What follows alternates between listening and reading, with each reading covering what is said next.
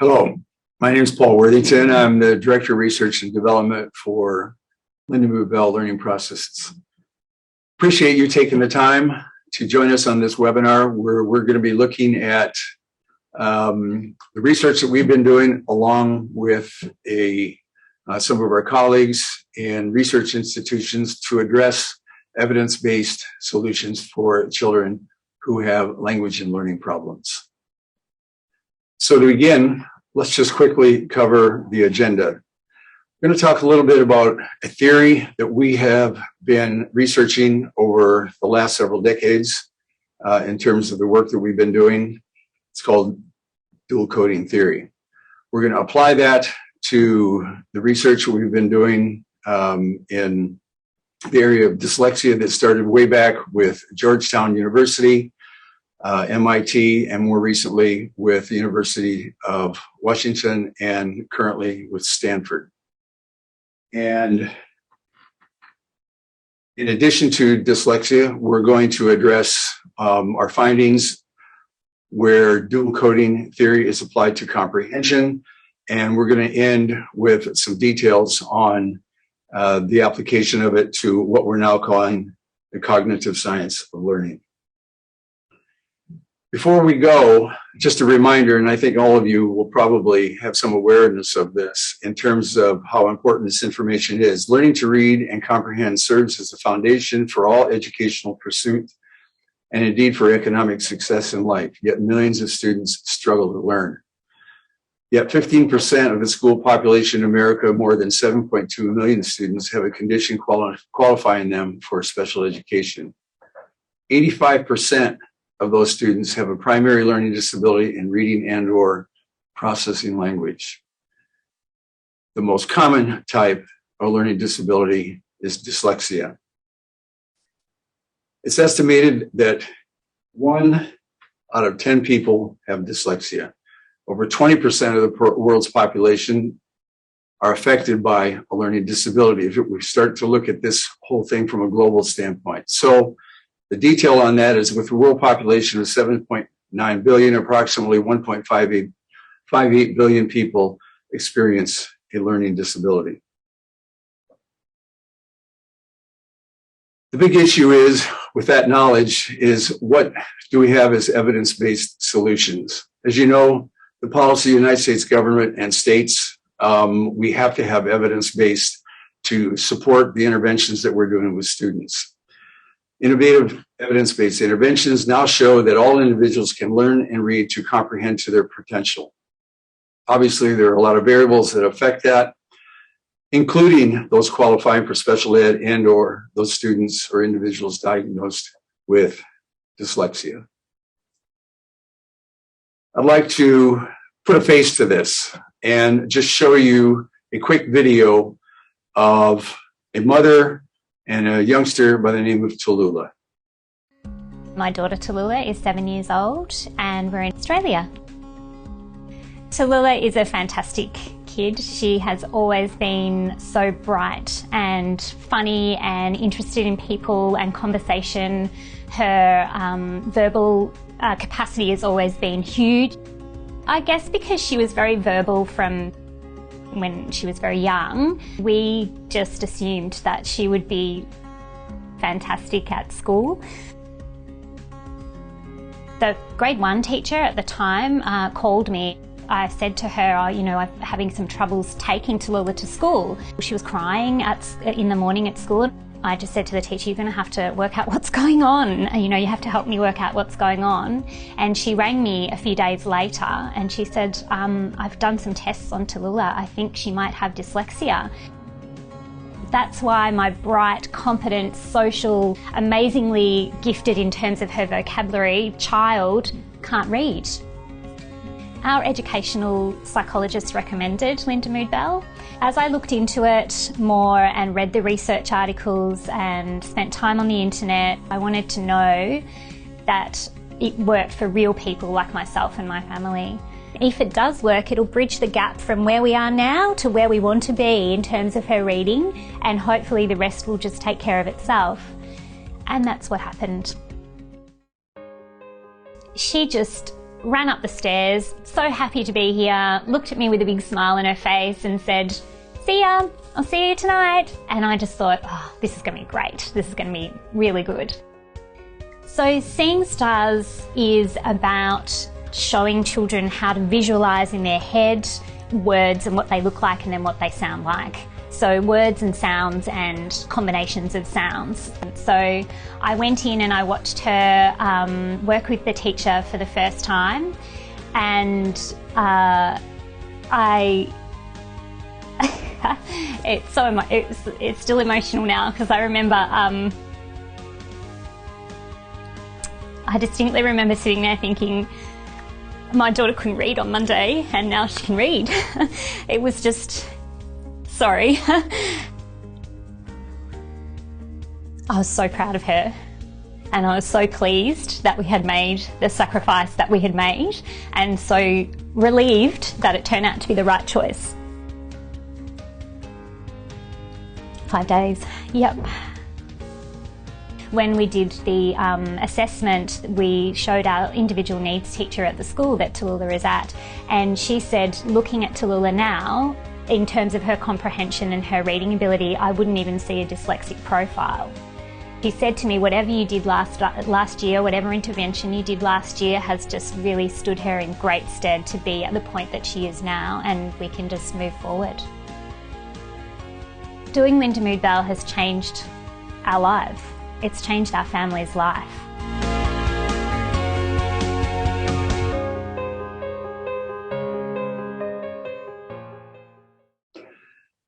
Within our learning centers throughout the United States and now internationally, if we look at the allocation of students who have decoding and/or comprehensions deficits, you see some percentages here. This includes a number between the years of 2008 to the present of students that we've worked with that fall into these categories, and then just a little bit more. We've broken it up to students who have decoding and comprehension issues. We even looked at students who have math, comparatively, issues from a diagnostic protocol, and then, of course, the two big ones that we're going to talk about today, decoding and comprehension. So if you look at the combination of those two where decoding and comprehension is concerned. So it's interesting that we're not just isolating these one from another, but we're looking at the combination of these two primary issues that children and or adults are faced with. So what's the theoretical model that we're looking at? And the proposition is that this particular model, if we're looking at what might be referred to as construct validity in terms of the clinical work that we're doing, is referred to as dual coding theory. And I'm going to apply this to literacy at large as opposed to just reading. The individual most responsible, in fact, solely responsible for the application of this theory is a gentleman by the name of Dr. Alan Pavio. Cognition is proportional to the extent that the coding mechanisms of mental representations and imagery are integrated.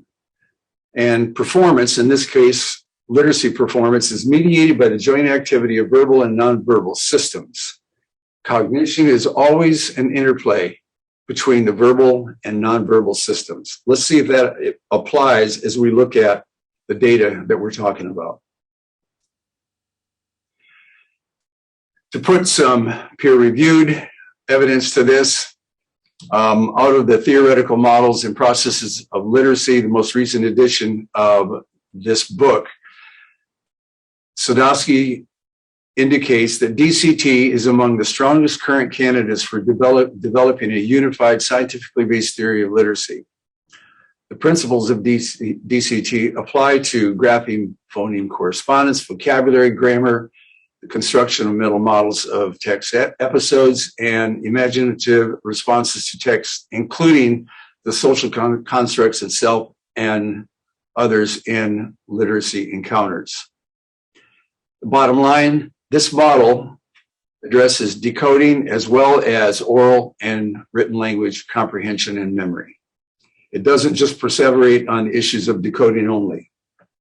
This is a key indication if you would keep that into consideration as we look at the evidence from what you're about to see.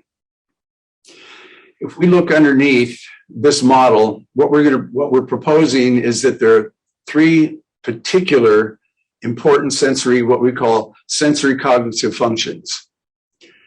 We all know about the issue of phonemic awareness, the ability to perceive the number, the identity number and sequence of sounds within words, what we also call symbol imagery, the ability to create mental images for sounds and letters within words, and concept imagery, the ability to create an image gestalt or a whole for both oral and written language.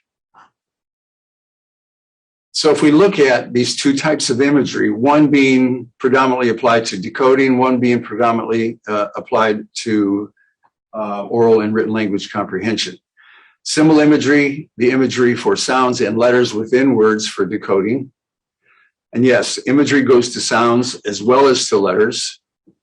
And then concept imagery is an image whole for both oral and written language, where you're thinking of mental representations at a global level as opposed to the linguistic side where you're addressing the need for sounds and letters. So how does that apply to decoding? You have a student that you're working with. If they're dyslexic, they have to generate both a sound and a matched correspondence of the alphabetic code, both phonological and orthographic imagery for reading and spelling words. Concept imagery for comprehension and even thinking, one might argue, is necessary for the cognitive part of it, in addressing higher order thinking skills such as main idea, conclusion, inference, etc. In other words, students are imaging a whole from what they read and or hear. There's the old cliche, a picture's worth 1,000 words. And that's just a tongue-in-cheek reference to what Pavio is suggesting in dual coding theory that's necessary for language comprehension. Let's dig just a little bit deeper in what we consider to be the component parts of reading. These sensory cognitive functions underlie the component parts of reading, both auditory, visual, and language, and we're going to talk a little bit more on those. And then for comprehension, and I would even add under that comprehension, particular, the addition of the acquisition of vocabulary and the artifacts of memory. So if we parse this out, phonemic awareness and symbol imagery cleanly fall into that auditory circle that directly applies to word attack skills, being able to look at a word for the first time and then say the word, an important consideration in the acquisition of decoding skills. On the visual side, symbol imagery, the integration of those, making sure that you put the phonetic structure along with the alphabetic code in the host language, English, any other Indo-European language, for example. And then finally, down here at language, the application of those particular component parts to contextual reading and fluency. And if all those are working in concert with one another, then what's the outcome? If you have concept imagery for comprehension, then you wind up being literate. So, and there it is, the concept imagery component.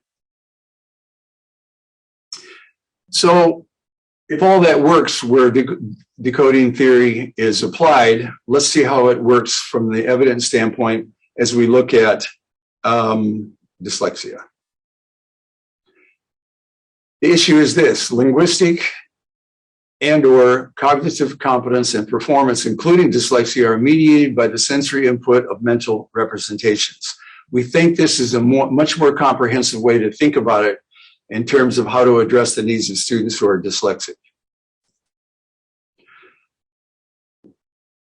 You've seen this particular slide, and imagine that of all these, if these component parts are being addressed concurrently and at a fluent level, then you're going to have students who are in a situation where they are now fluent.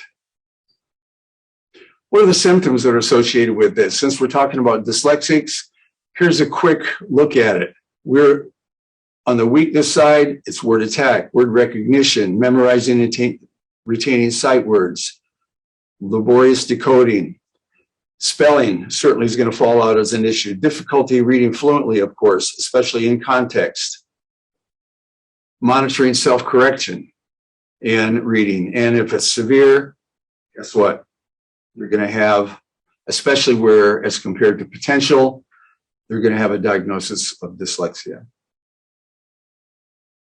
So if we're going to bring this to consciousness, this being the ability to fluently apply symbol imagery coupled with phonemic awareness, directing instructions to develop that. From an intervention standpoint, an instructor is teacher, whoever is, when a student is challenged in being exposed with a difficult word, what letters did you perceive for even a nonsense pattern? The student can match what they hear with what it is that they're visualizing. That increases the probabilities that they're going to be fluent for that particular process. It's a very explicit necessity in order to bring students to conscious and awareness, both of when they're a corrective course, as well as what they did wrong if they should misdecode a word, for example. Let's look at some data with that brief introduction of bringing those particular sensory cognitive skills to awareness on our Learning Center longitudinal data, in this case, specifically with students who are dyslexic. From 2008 to 2022, we served approximately overall, not parsing dyslexic students out, 33,000 students in those years. 35%, when we started drilling down, or almost 12,000 of those students presented a dyslexic profile. And that's based upon the criteria that the university, our colleagues at the University of Washington and Stanford used to diagnose and single out those students who were exhibiting a dyslexic profile. When we looked further, many of these students that come into our centers already have a previous diagnosis of dyslexia. Out of those 11,000 students, we had 8,600 students who had no previous diagnosis of dyslexia. They weren't identified yet, but yet they had a dyslexic profile.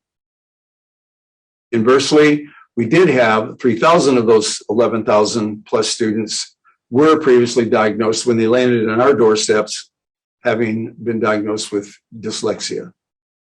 Those are interesting numbers just from the identification standpoint of being able to diagnose students with dyslexia.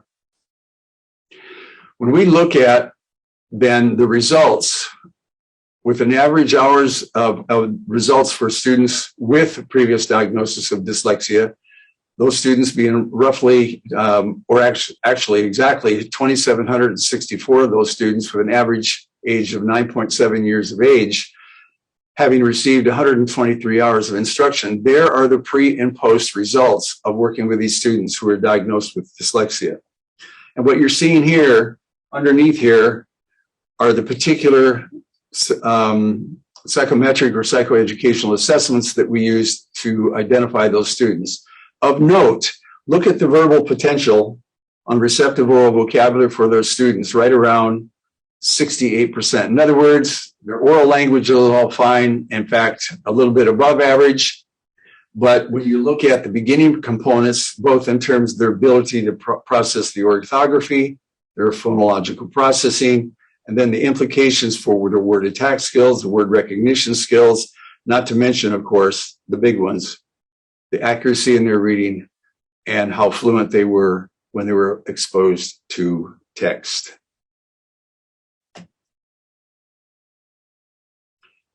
Now, again, same thing, only taking a look at this from the standpoint of standard score gains. You can see these are by statistical standards. All of these gains, except this one down here, which we weren't even addressed, nor did that even be, or was that an issue for those students, they made highly significant gains across the spectrum, including fluency. Now, I'm guessing, as I mentioned early in the agenda or the introduction, that we've been doing research on the neuroscience side of things. It started way back when at Georgetown. We did some work and by the way, and all this information is published on our website at MIT. And then about 5 or 6 years ago, we started working up at the University of Washington with Jason Yateman and his colleagues. And we're currently, in fact, ongoing right now, is work with Stanford University, specifically looking at the neuroscientific as well as the behavioral profile of students who are dyslexic. The goal of our study that started at the University of Washington was to analyze reading growth curves using or during an intensive summer intervention program. We used the Scene Stars program for symbol imagery. We collected behavioral measures over 4 sessions, assessing decoding, oral reading fluency, and even, of course, what's the main reason we read? Is to comprehend. Was there a direct effect on their ability to get more awareness of the comprehension of what they read, assuming that we can improve their decoding?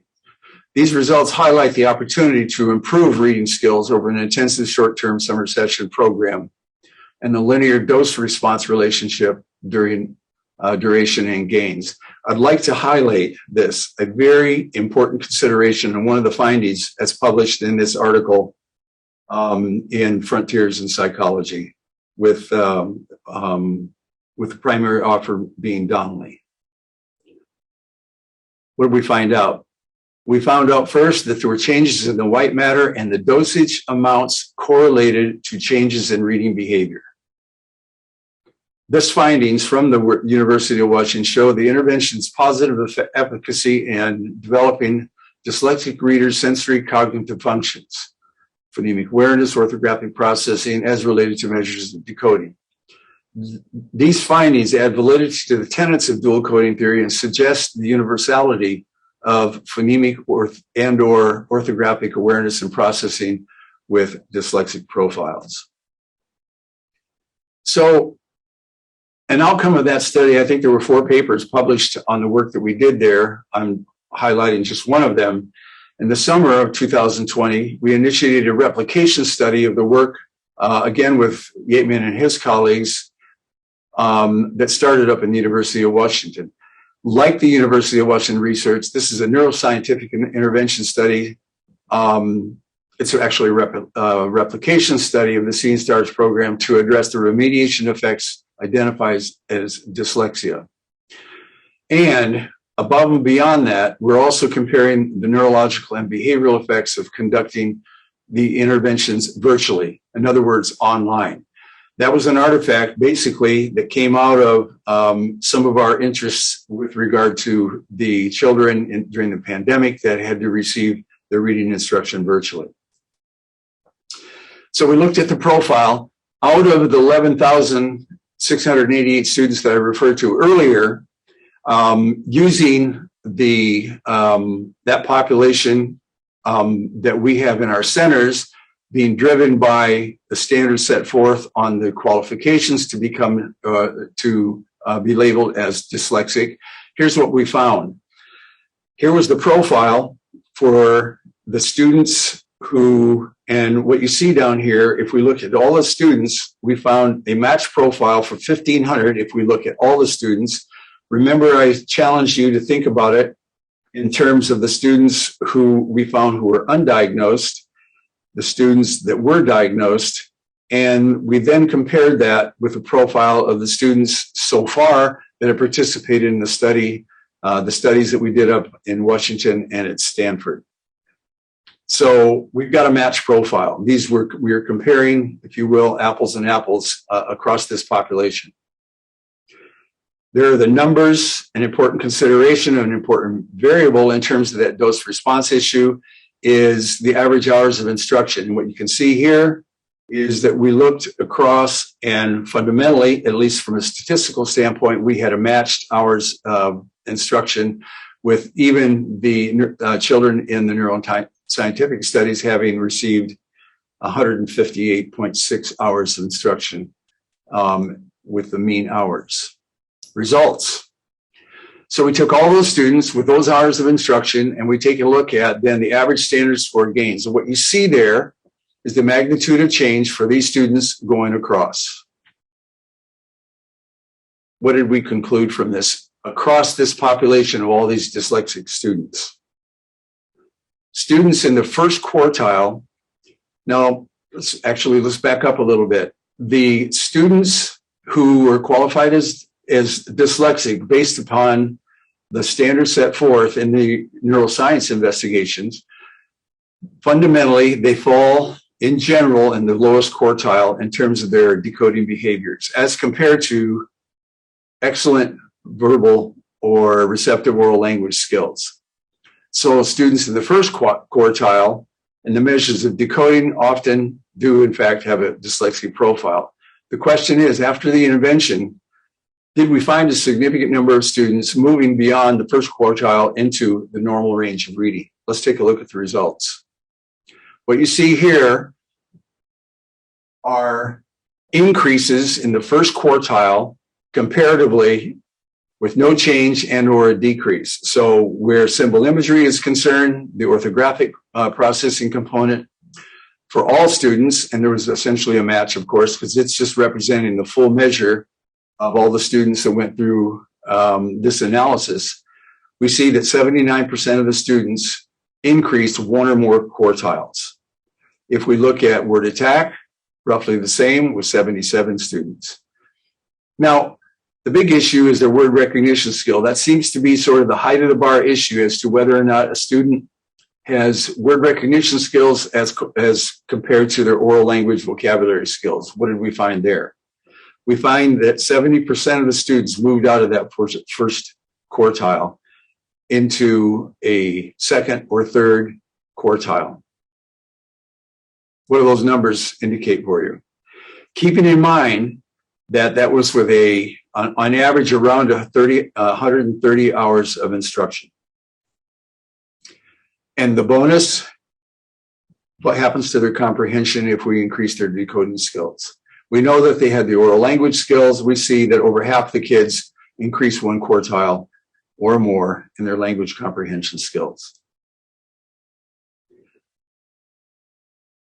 So these 140 or 1,480 dyslexic students in our learning centers, subtracting out the 46, demonstrated reading progress statistically equivalent to that of the students in the neuroscience, as was published in the neuroscientific interventions out of the University of Washington. Pretty impressive from the standpoint of challenging the idea on whether or not these students are still dyslexic. In fact, Nancy Bell indicates that it's inaccurate to suggest that a reading disability such as dyslexia is a lifelong challenge that cannot be changed. If the brain can change, the reading behaviors can change. Okay, putting dyslexia aside, what about language comprehension? Does dual coding theory apply to that as well? Let's look at the research and the evidence. You might remember, as I suggested earlier, that concept imagery and comprehension thinking are allocated towards these important skills from an academic or educational standpoint. You'll hear people say, at least from an oral language standpoint, sometimes it feels like information is going in one ear and out the other. But it certainly applies to written language as well, where the student primarily graphs only parts of what it is that they're reading or hearing. They get random details and or facts. Again, to put a human face to this, I want to talk to you, have you take a look at a short video of a college student in this case who was washing out because he had no decoding skills, because he had substantive language comprehension skills. What happened? Okay, that's a good point. If I just had to read, it would take me a day to go through a page because I'd have to read it, but like read sentence by sentence, this word by word. And my main problem was that I think what I did is in my mind I have these dictionary, and I'd go read word by word, and my mind would flip through each word, find the meaning, and it would make no sense together at all. That's amazing. And it was just so, I didn't know what I was reading, and I'd have to read each sentence 3 times, and go to the next sentence, and read it 3 times, and go to the next sentence, read it 3 times. And it was just such a pain, so, and I didn't remember any of it, so. It's better, huh? Yeah, I can read a lot better now. I really think that that I noticed a difference in that, especially that big difference that I really noticed it. Now I get better all the time. But the big jump where I really noticed it was the first time I could see it moving. The first time where I got to see things in sequence. It was hanging together. Yeah, and you know what else is? I think that this is why I think this idea is good for everybody, because I think I had this ability, like everybody else did. I probably made pictures, or I had the ability to make pictures, but I never even tried to find them. So I think that the neatest thing about this program of yours is not that you have to teach people how to make pictures. You just have to make them realize that they can do it. That's right. Just bring it to their attention. So, because it was easy to, just have to keep working at it. But I had a week. In a week, I'm already seeing pictures, and I think that that's no problem. It could have been done for you years and years ago. Yeah. Yeah. So you just got to teach people, that you do make pictures, and you got to look at them. The other thing that I'm finding really interesting is that you can affect long-range memory, Marco. Yeah. Things that we used to think, well, we'll read something and we'll remember it for a little while, and it's going to go out of our head. I'll bet you'll be able to remember this information about this, and if I brought you in 2 weeks from now, we did another video, you'd probably be able to tell me the whole thing. Because once you have those images in your head, they seem to stay for a long time. I agree. Yeah, I totally agree. In fact, before when I'd read something, you could ask me maybe 30 seconds, and maybe I'd get it. But past 30 seconds, no clue. So I think you're right. This way, I bet you could have days. Because I just go back. Because I would go back to when you read, I'm talking out loud, and what I was doing is I used to read. Say it out loud. I used to talk better if I read out loud, which was really funny for college students because people look at you funny and think, "What's this guy 3rd grade?" So I had to read out loud, and then what it's like is people would. It's like somebody was talking to me. So the only memory I had is the same thing as if you had read it to me and I would have heard it, but I didn't see anything. Now that I see my own pictures, it's like so it's much easier to remember because I have not only did I read it, so I heard it, but I see it, and I remember a lot better when I see it.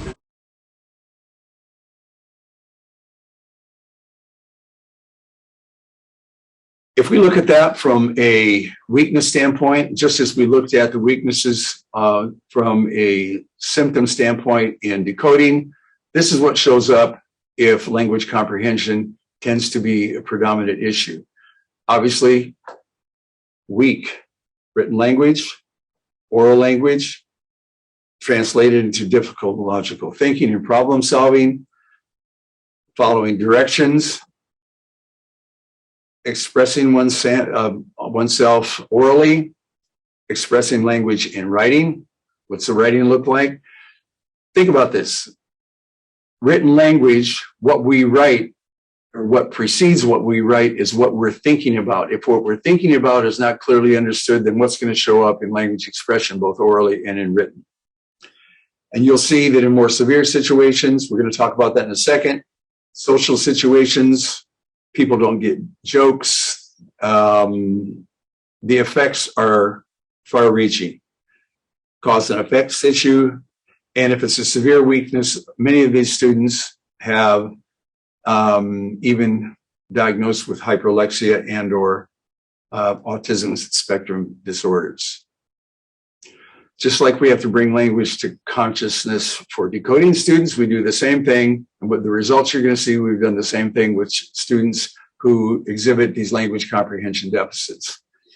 Instead of asking for particular phonemes or letter, digraph, symbols as related to decoding, we're asking the students to visualize or what they picture once language comes into the brain. It's a conscious process from a pedagogy standpoint to bring this to a conscious awareness. I'll go ahead and use the term that you're probably all familiar with in terms of metacognition. Thinking about what your brain needs to be doing to gain information from print once you hear it or once you read it. Let's talk about what we see from the interventions associated with this process utilizing dual coding theory. If we look at the students who in that pie chart I showed you earlier were comprehension-only students. They had no decoding issues. We found over 6,000 of those kids did have exclusively issues with regard to their ability to comprehend oral and written language. And here's some of the results. If we look at changes in their vocabulary, keep in mind, if it's a comprehension issue, you would expect lower vocabulary, and there are the resulting changes. Most importantly, there's the change in reading comprehension. They basically doubled their ability to understand what it is that they read on an average of just over 100 hours of instruction. From a standard score standpoint, you're seeing the same thing, only relative to how that appears in standard scores, with reading comprehension having statistically significant large standard score changes. Digging even deeper, if we take a look at students in the severe category where their comprehension is clear down in the 8th percentile, what are the effects in changing their ability to comprehend what it is that they read? It's gone from the lower quartile, if we were to look at this from a quartile standpoint, again, up to the average for the population at large. There it is from a standard score standpoint, highly significant. And by the way, this includes data for 837 students between the years of 2008 up to date. From the neuroscientific standpoint, we had an invitation from the University of Alabama. We're now in our 5th and 6th years of the study on taking dual coding theory, applying it to the language comprehension needs in an intervention study with students who are on the autism spectrum disorder. It looks like this.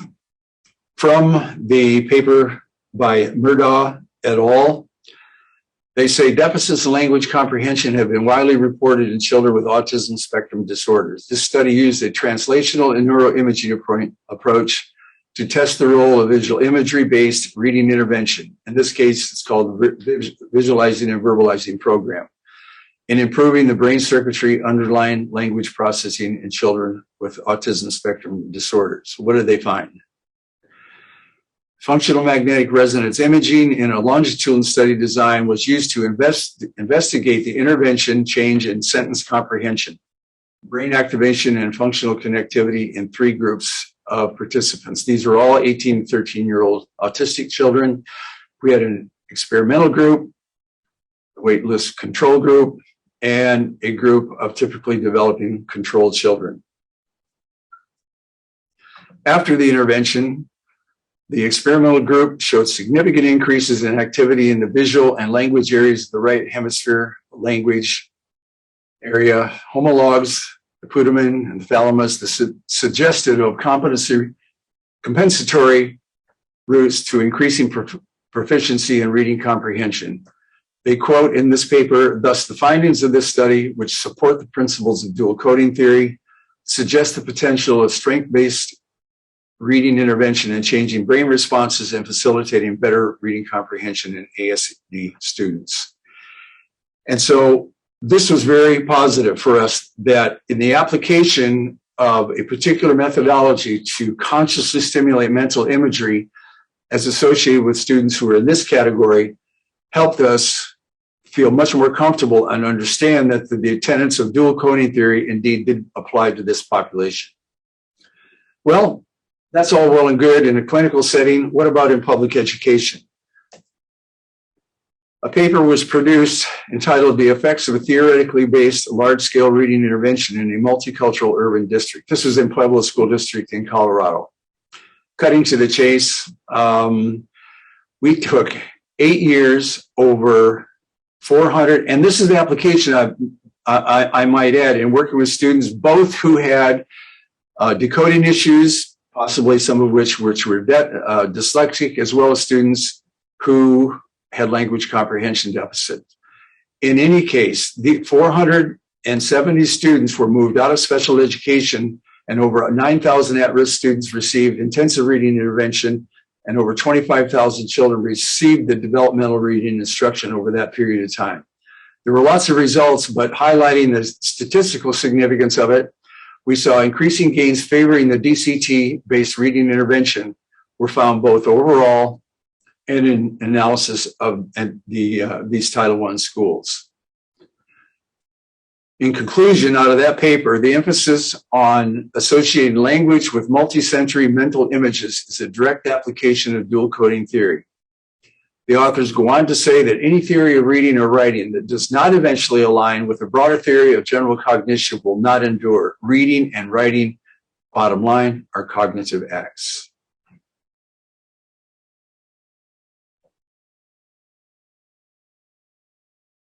So I hinted at the beginning of the presentation that we think that there's a more robust way to think about literacy above and beyond, not to take anything away from what is being called the science of reading, where dual coding can be thought of as a cognitive science of learning, embedding what we think about are the important constituents of being able to read. If you think about it from a coding standpoint, the science of reading or the cognitive science of learning, the simple view of reading is a model of the science of reading. It's basically is presumptuous and based upon the single code language. What we're suggesting is that the cognitive science of learning, in our case, using the tenets again of dual coding theory, is applying sensory cognitive functions to all learning, not just being able to decode print. The two codes, language and mental representation, then offers a more comprehensive look at being able to be literate. Reading is cognition, and cognition is the interplay of mental representation and language. It's not just a single code. Decoding, syntax, semantics, morphology, they're all necessary, but they're not sufficient. We think that going deeper into the mental representation architecture, what's going on in the human brain, as I've been indicating through this presentation, offer a conclusion that decoding, phonology, orthography, memory, and comprehension all fit within a broader theoretical model of dual coding theory. In other words, a cognitive science of learning. There it is. Both sides of the coin, imagery, language, instruction reveals significant improvements in language and literacy skills across the population, regardless of where they fall within this spectrum. If we measure sensory cognitive processing and differentiate the diagnosis and provide instruction to develop sensory input of imagery to interplay with language, individuals can become independent in language and literacy skills. I'll thank you for your attention, and if you need more information, feel free to contact us. My email and our contact information is indicated here. Thank you very much.